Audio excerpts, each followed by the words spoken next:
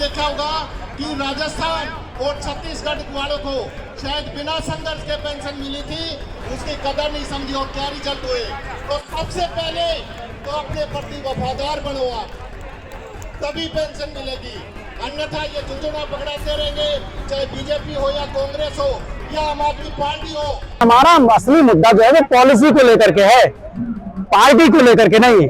Policy और party में जमीन आसमान का अंतर है। कल कौन प्रधानमंत्री बनेगा कुछ फर्क नहीं पड़ता हमें केवल पॉलिसी में बदलाव कराना है। पॉलिसी ठीक नहीं है तो उसे हटवाना है, तो सही पॉलिसी बनवाना है, बड़ी सीधी सी बात है। जब मोदी जी 370 जैसे मुद्दे का समाधान कर सकते हैं, अयोध्या के राम मंदिर का योगी जी और मोदी जी समाधान कर सकते हैं, तो पुरानी पेंशन क्यों? हम चाहते हैं कि हमसे ये एनपीएस अब नहीं झेलेगी मोदी साहब, हमें हमारी पुरानी गारंटीड पेंशन चाहिए।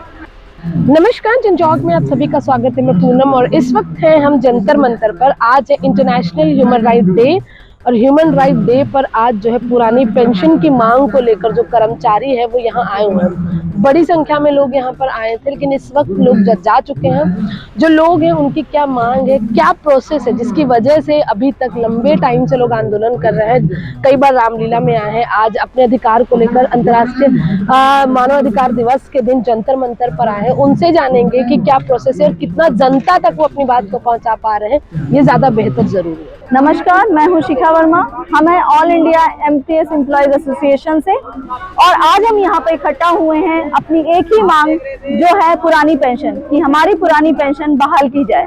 जैसा कि आप सभी जानते हैं कि 2004 से हमारी पुरानी पेंशन को खत्म कर दिया गया है और अब हमें एनपीएस में डाल दिया गया है। हम चाहते हैं कि हमसे ये एनपीएस अब नहीं झेलेगी मोदी साहब, हमें हमारी पुरानी गारंटीड पेंशन चाहिए। आप उस पेंशन का नाम कुछ भी रखिए, बट हमें हमारी लास्ट बेसिक का आधा plus DA as a pension दे दीजिए और हमें गारंटी दीजिए, ताकि हम बुढ़ापे पर अपना घर बार चला सके और इस समाज में एक इज्जत की नौकरी और इज्जत की लाइफ जी सके। अच्छा, विमेन को कितना प्रॉब्लम होगा अगर पेंशन नहीं आ रही है? आप देख सकते हैं, जैसे वुमेन्स भी जो हमारे गवर्नमेंट सेक्टर में काम कर रही हैं, उनको कहीं ना कहीं बहुत ज्यादा प्रॉब्लम्स हो रही हैं। क्यों?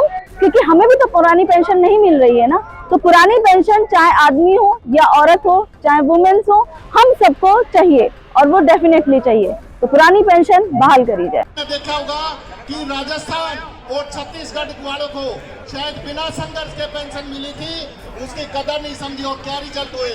तो सबसे पहले तो अपने प्रति वफादार बनो आप, तभी पेंशन मिलेगी, अन्यथा ये झुंझुना पकड़ाते रहेंगे, चाहे बीजेपी हो या कांग्रेस हो या आम आदमी पार्टी हो। क्या केजरीवाल ने नहीं छल रहा आप लोगों को? यहाँ तक तो उन्होंने कह दिया कि एलजी नहीं कर रहा, लेकिन आप ये पंजाब में किसने रोका है? आज पंजाब में भी लागू नहीं करी। तो आपको इनकी जो झूठे झांसे हैं इनसे निकल।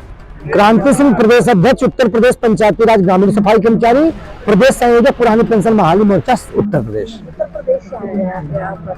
हाँ सर, लंबे टाइम से आपको ये रामलीला में भी यहाँ भी हो रहा। आज जो है अंतर्राष्ट्रीय मानवाधिकार दिवस है, इस दिन को चुनने के लिए कोई खास वजह? एकदम खास वजह थी, क्योंकि मोदी जी कहते हैं कि सबका साथ सबका विकास, पढ़े बेटियां बढ़े बेटियां, देश तरक्की कर रहा है, लेकिन हमारी बेटियां धरने पे हैं। जम्मू कश्मीर की बेटी दिल्ली में धरने पर बैठी हुई है, आंदोलन कर रही है। सिक्किम की बेटी धरना दे रही है। ये प्रधानमंत्री जी के कुछ सोचने का विषय है। नारी का देश है, नारियों की पूजा यहाँ पर होती है, और जब देश की बेटियां सड़कों पर रहेंगी तो इससे भारत कितना भी बड़ा विश्व पे अपनी वाहवाही कर ले, लेकिन जब देश की बेटियां सड़क पर उतरेंगी, देश का नौजवान सड़क पर उतरेगा, तो फिर इससे देश का मान बढ़ने वाला नहीं है। इसके नाते हम प्रधानमंत्री जी से अनुरोध करेंगे, जब देश एक, संविधान एक, टैक्स एक, तिरंगा है, तो पेंशन भी एक होनी चाहिए। जो पुलवामा में शहीद हुए उनको पेंशन की व्यवस्था नहीं है, जो सरकार की योजनाओं को जनता तक पहुंचाते उनके पेंशन की व्यवस्था नहीं है। प्रधानमंत्री जी स्पष्ट करें कि नेता को दो पेंशन चाहिए, तीन पेंशन चाहिए, भी पुरानी पेंशन चाहिए। राजनीति सेवा है, नौकरी नहीं है। अंग्रेजों के जमाने में भी नौकरी करने वालों को पेंशन मिलती थी, लेकिन मोदी जी के जमाने में पेंशन नहीं मिल रही। जब मोदी जी 370 जैसे मुद्दे का समाधान कर सकते हैं, अयोध्या के राम मंदिर का योगी जी और मोदी जी समाधान कर सकते हैं, तो पुरानी पेंशन क्यों नहीं? आपके हिसाब से इतने बड़े मुद्दे किए तो इसको भी पूरा करना चाहिए। ये कोई मुद्दा है ही नहीं, ये तो हमारा अधिकार है, ये हमारा भीख नहीं है। लेकिन हम सड़कों पे मांग रहे, हम पता चलेगा शर्ट मांगने आ रहे तब तक पैंट ही गायब हो गए, चलो पैंट मांगो, शर्ट तुम छोड़ दिए, हम पैंट पे आ गए। तो हम प्रधानमंत्री जी से अपील करेंगे, हम प्रधानमंत्री जी से अपील करेंगे कि पुरानी पेंशन बहाली देश का बहुत महत्वपूर्ण मुद्दा है। ये कर्मचारियों के बुढ़ापे की लाठी है, उनका भविष्य है, उन कर्मचारियों और शिक्षकों की माँ की दवाई है, बच्चों की पढ़ाई है, राखी की बधाई है। इसके नाते इसको बहाल करें और लोगों को विश्वास है कि प्रधानमंत्री जी रात में कभी 8 बजे आएंगे और पुरानी बताएंगे कि भाई और बहनों में पुरानी पेंशन बहाल करता हूँ। ठीक है, तो हमारा अनुरोध है कि प्रधानमंत्री जी से हाथ जोड़कर निवेदन करूंगा 85 लाख शिक्षक कर्मचारी अधिकारियों की तरफ से कि शिक्षक और कर्मचारियों के मांगों पर विचार करते हुए पुरानी पेंशन के पदाधिकारी बुलाए गए हैं। इसके नाते हम लोग अपनी लड़ाई को लड़ेंगे। और जहां तक रहा सरकार की बात, 2-3 चीजें ध्यान देंगे।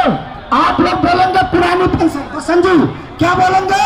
पुरानी पेंशन। हाथ उठा के बोलेंगे मोदी जी ले रहे पुरानी पेंशन, मोदी जी ले रहे पुरानी पेंशन, योगी जी ले रहे पुरानी पेंशन, शिक्षक को चाहिए पुरानी पेंशन, नागालैंड को चाहिए पुरानी पेंशन, शिक्षक को चाहिए पुरानी पेंशन, लड़कर लेंगे पुरानी पेंशन, दिखाओ छोड़ दिखाओ, लड़कर लेंगे पुरानी पेंशन, चढ़कर लेंगे पुरानी पेंशन, मोदी से लेंगे पुरानी पेंशन, योगी से लेंगे पुरानी पेंशन, खट्टर से लेंगे पुरानी पेंशन, शिक्षक को चाहिए पुरानी पेंशन, मैसेज को चाहिए पुरानी पेंशन, रंजीत पटेल को चाहिए पुरानी पेंशन, यूपी को चाहिए पुरानी पेंशन। ये हम सरकार चलेंगे, मोदी जी को बताना है क्या।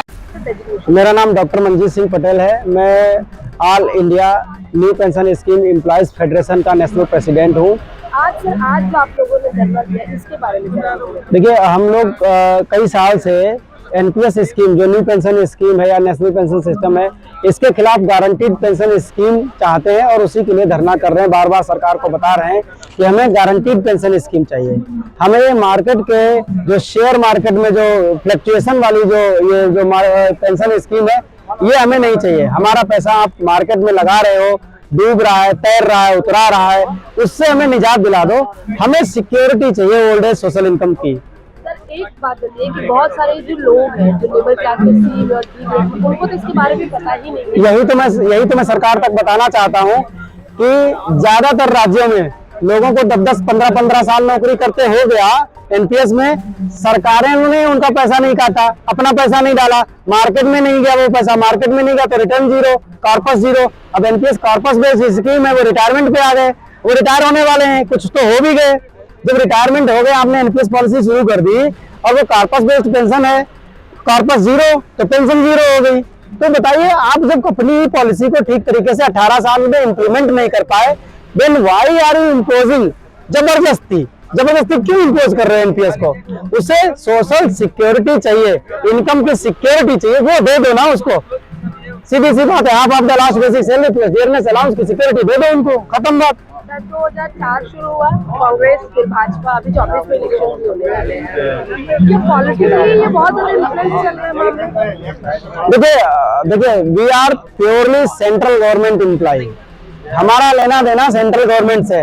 We are the part of government, they are elected, we are selected. वो 5 साल के लिए आते हैं, हम 35 साल तक देश की सेवा करते हैं।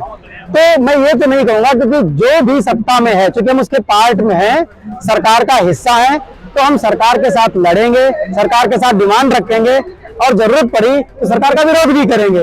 लेकिन हमारा असली मुद्दा जो है वो पॉलिसी को लेकर के है, पार्टी को लेकर के नहीं।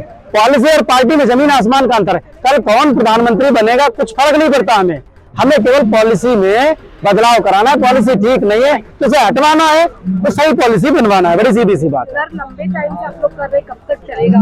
देखिए, मैं ये तो कहूंगा कि सरकार ने 2-3 बड़े बदलाव भी किए हैं, चाहे वो 1 अप्रैल 2019 का 10 से बढ़ाकर के 14% हो सरकार का कंट्रीब्यूशन, फिर चाहे 30 मार्च 2021 वाला फैमिली पेंशन को लेकर के हो, फिर अभी जो मार्च में जो सरकार ने गजट निकाला जिसमें ये कहा है कि 22 दिसंबर 2003 तक जिनका नोटिफिकेशन हो गया था सबको ओपीएस में कन्वर्ट करेंगे। हम आशान्वित हैं कि यही सरकार 2024 के चुनाव से पहले ही हमें गारंटीड पेंशन स्कीम दे देगी। नहीं देगी तो जिस दिन मोदी जी या जो भी हो वो शपथ ग्रहण कर रहे होंगे, हम लोग घेराव कर रहे होंगे, सीधी सी बात है। ये हमारा खुला सरकार तक संदेश है। समय की सरकार के द्वारा किया गया आज उस हमले को पहचानते हुए हम अपना हक दोबारा रिक्लेम करने इस धरती पर पहुंचे हैं। आज मैं अपने कर्मचारी साथियों को कहना चाहती हूं कि यह लड़ाई बहुत लंबी है। हमें फर्क नहीं पड़ता कि 2024 में कौन सी सरकार आती है, मगर हमें फर्क पड़ता है कि 2024 में वो ओपीएस लागू करती है या नहीं करती है। हम हर सरकार से, चाहे वो किसी भी पार्टी की हो, ये कहना चाहते हैं कि कर्मचारी आज जाग चुका है और उसे पता है कि उसका भविष्य तभी सिक्योर हो सकता है जब ओल्ड पेंशन स्कीम दोबारा लागू की जाएगी। तो हम सरकार से आज अनुरोध कर रहे हैं और ये कहना भी चाहते हैं कि यह संघर्ष आज जंतर मंतर की धरती पर शुरू हुआ है। पद्मनाभ त्रिवेदी, प्रांतीय अध्यक्ष, उत्तर प्रदेश लोक निर्माण विभाग मिनिस्टर एसोसिएशन लखनऊ। आज आप लोग आए हैं, एक तो ह्यूमन राइट डे है आज, ठीक है, पहली बात। दूसरा, जो शेयर मार्केट पर डिपेंड है हमारा जो पेंशन की स्कीम जो अब गवर्नमेंट की, तो ऐसे में जो आम नागरिक उनको कितना नुकसान हो रहा है, आप कैसे अवेयर कर रहे हैं पब्लिक को? देखिए, ये जब ओपीएस लागू हटाया गया, एनपीएस लागू किया गया, उस समय सरकार ने तय किया कि 10% कर्मचारी के कटेगा और 10% सरकार योगदान देगी और इसको मार्केट में हम फ्लू करेंगे पैसा, और उससे जैसे कि इसमें बढ़ता है म्यूचुअल फंड वगैरह में, उस तरह से आपका बढ़ेगा। लेकिन इसमें बड़ी विसंगति होने लगी। जब कर्मचारी अपना देखता था तो उसको अपना पैसा कम दिखता था, ज़्यादा कभी बहुत बढ़ोतरी नहीं दिखाई दी। और उस बीच जो लोग रिटायर हुए, जो सरकार ने वादा किया था कि नहीं एनपीएस से आपको पैसा बहुत ज़्यादा मिलेगा, उनको पैसा कम मिला। रिटायरमेंट 1500, 2000, 1000।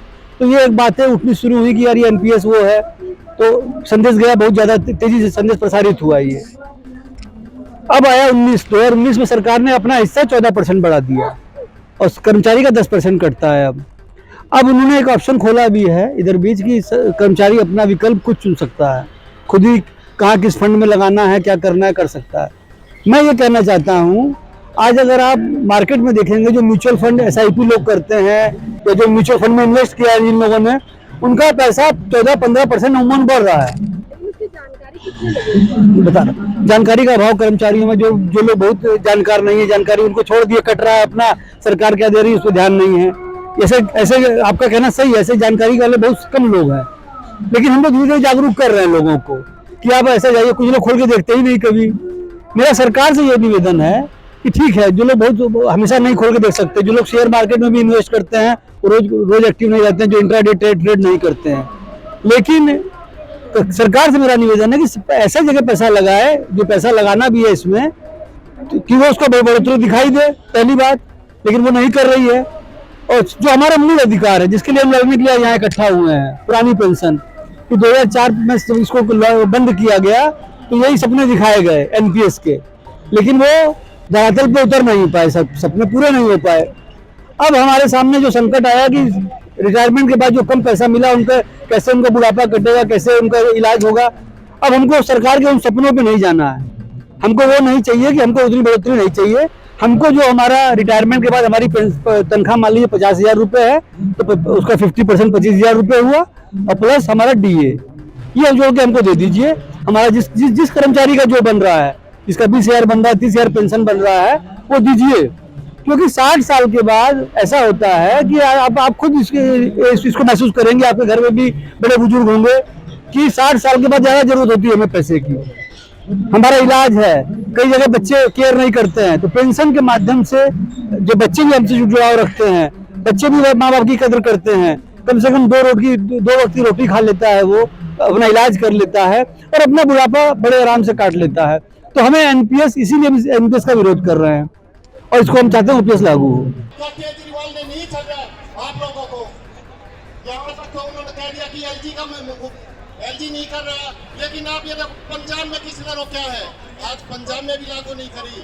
तो आपको इनकी जो झूठे चांसे इनसे निकल ये थे इस पेंशन स्कीम को लेकर, जो सरकारी स्कीम है जिसमें म्यूचुअल फंड और बाकी सारी चीज़ों को इन्वॉल्व करके शेयर मार्केट के हिसाब से पेंशन देने की बात की जा रही है कर्मचारियों को।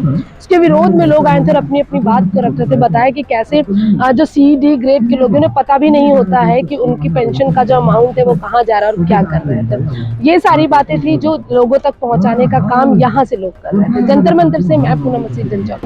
आप देख रहे हैं जनचौक का सोशल मीडिया प्लेटफॉर्म। हमारे YouTube चैनल को सब्सक्राइब करने के लिए बेल आइकन दबाना ना भूलें।